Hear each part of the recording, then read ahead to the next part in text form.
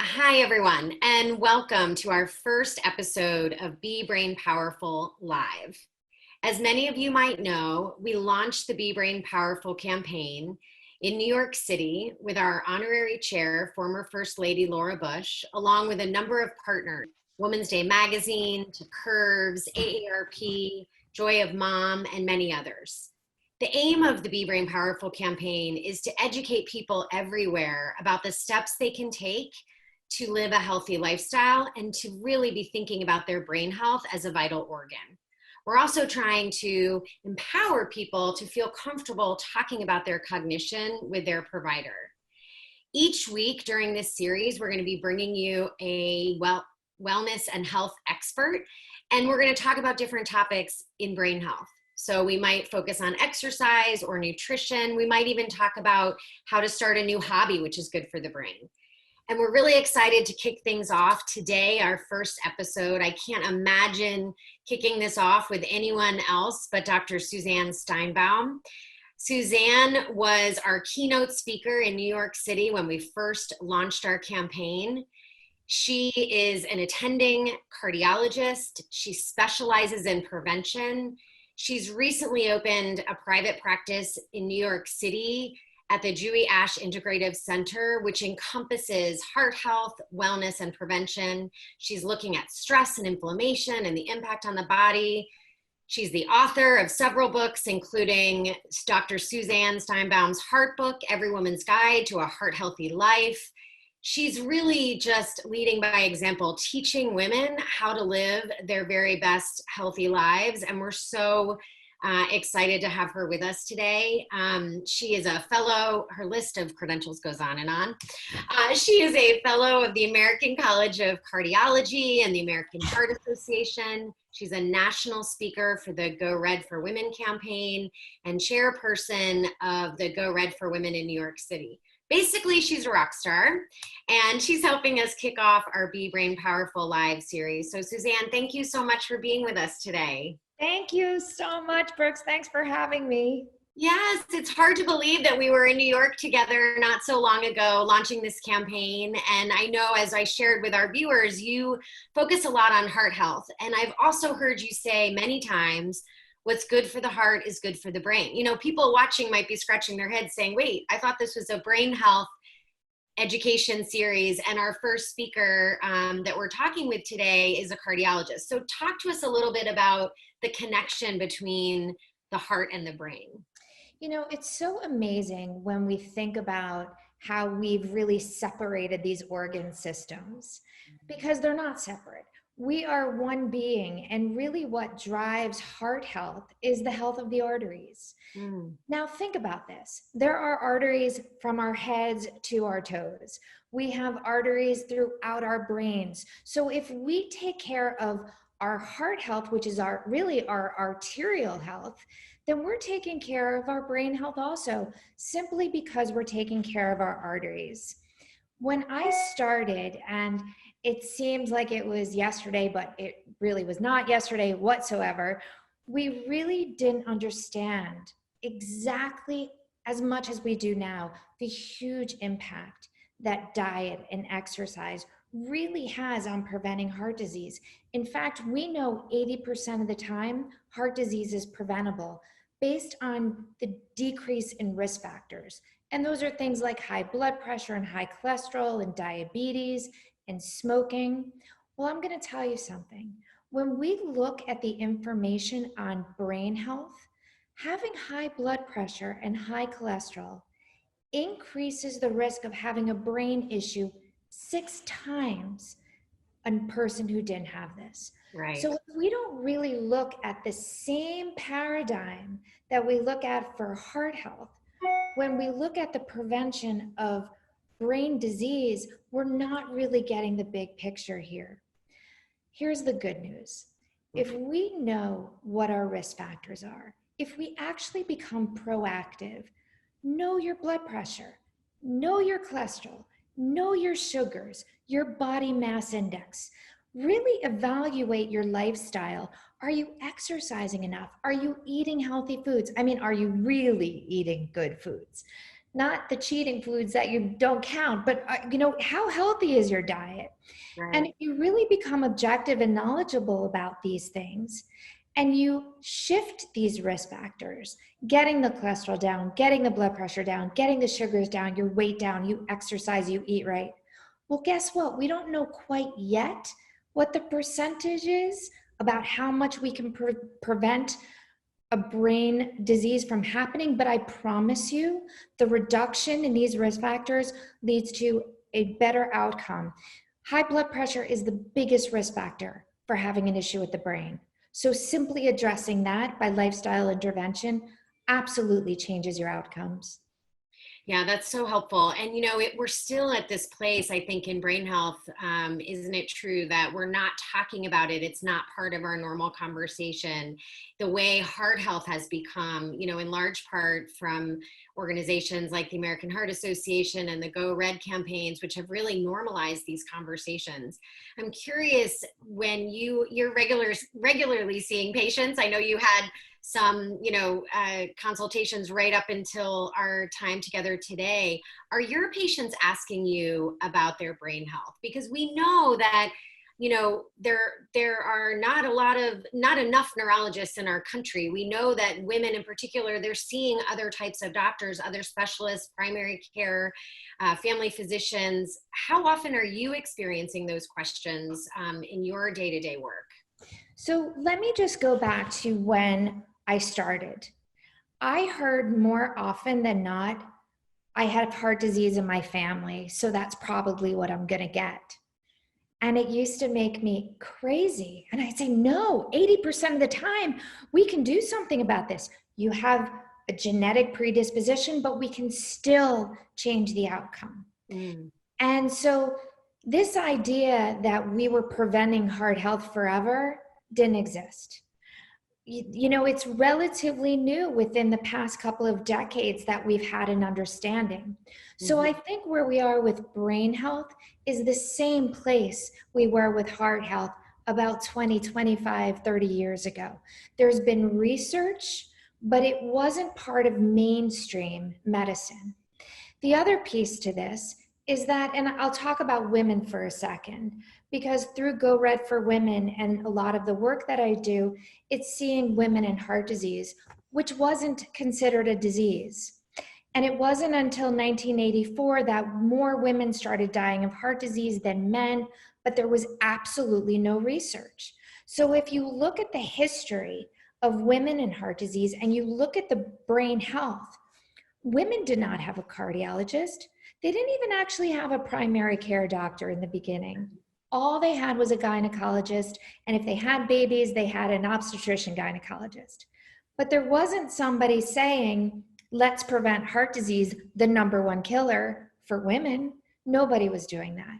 Right. So what I say to patients now is, let's talk about heart health, but while we're on the topic, because a lot of the risk factors for heart disease lead to brain disease, let's talk about your family history. Did you have Alzheimer's in the family? Did you have dementia in the family? So let's understand how you're made up, not just how you're living, but what are the genetics that you bring to the table, so we can be a little more aggressive if we need to be to evaluate the arteries. It's so simple. It's all about blood flow. And when I think about it like that, when you think about these arteries and these tubes that go all over your body to deliver this fresh oxygen, how do we keep those tubes so healthy that the oxygen can reach these places easily, efficiently, and give us the nourishment we need? And that comes down to having a place that doesn't have any problems inside of it. It doesn't have blood pressure causing a problem. It doesn't have smoking issues causing a problem. It doesn't have cholesterol or sugars clogging things up. And so the conversation now with your doctor is, I have a family history of heart disease. I have a family history of dementia or Alzheimer's. And what can I do to prevent these things? It's time we start really having this conversation the same way that 20 years ago we weren't having the conversation about women and heart disease. It's time we have the conversation about brain health. I love that. I love that so much. And, there's been so much stigma associated with Alzheimer's disease, as you know, and, most people watching know. And what we're really trying to do with the Be Brain Powerful campaign is turn a conversation that often has been steeped in stigma and hopelessness, but really to turn it into one of empowerment, and really teaching people that if they get a good night's sleep, that was good for their brain. If they're deciding if they're going to exercise, maybe they're not just exercising for their heart, but they're exercising for their brain. So I really love the way you framed that. One of the things that we have done at Us Against Alzheimer's is we've been working with providers. We did a survey with nurse practitioners in women's health across the country. And what we found was that providers weren't feeling very well equipped or very confident in addressing brain health. And I'd love to hear your perspective on that, if you see that shifting, or what really needs to happen in the healthcare system for more people, more providers to be comfortable engaging in a discussion around cognition in the same way they might around blood pressure or somebody's weight or, their vital signs. Why can't we have our brain health and our cognition feel more like it makes it onto the checklist, so to speak? And I'm going to go back to women and heart disease because they're really going hand in hand, with women and heart disease being a little bit ahead of time. But I'm going to tell you that only 30% of doctors felt comfortable talking to their women patients about heart disease, that they didn't feel equipped. And when they did talk to them, guess what they asked them about? Their weight more than anything. So the conversation is not fleshed out as well as it needs to be. The discussion is not quite there with all practitioners. So what do? I believe very strongly that we need to be advocates for our own health. We need to be educated consumers. I think when we go to buy a car, we research what car we're going to buy. If we're going to get a computer, we look at the stats. We figure out what's best for us. I think that we have to do this as well with the doctors that we go to see. Who am I seeing? Is this somebody I can communicate with? So it's one part of it is how well you can communicate with this doctor and how much of information does this doctor have to give you. And the second piece of this is advocacy, self-advocacy, and really being able to ask the questions and get the answers that you need. If you're not, find another doctor. And that's as simple as it is. But I do believe that as this conversation grows, we will have an easier time talking about it.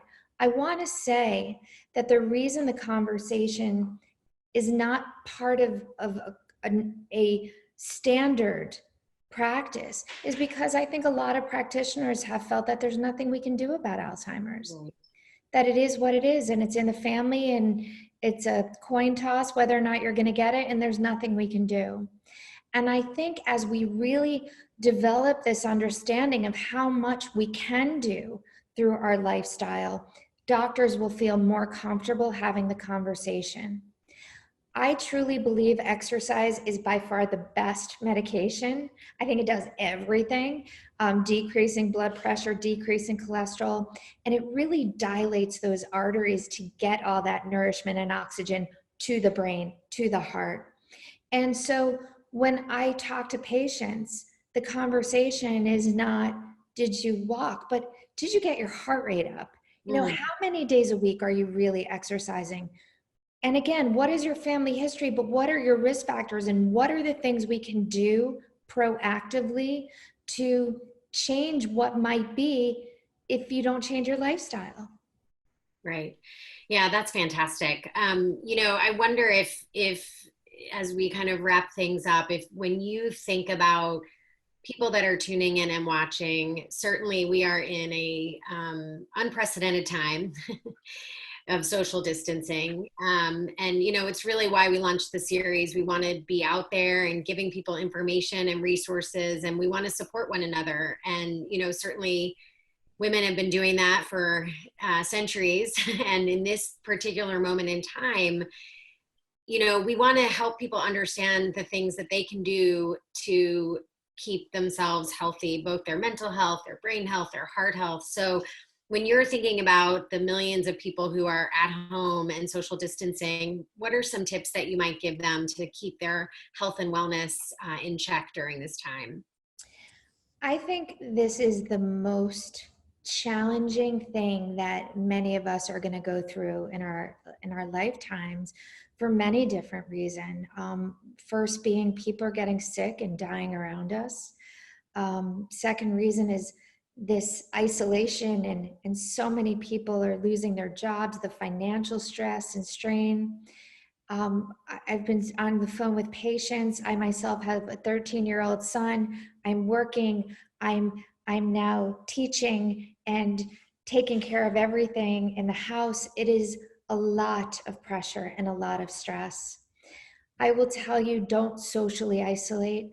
Don't socially disconnect. Really reach out to your support system, to your group of people, to the people that make you feel good and make you laugh.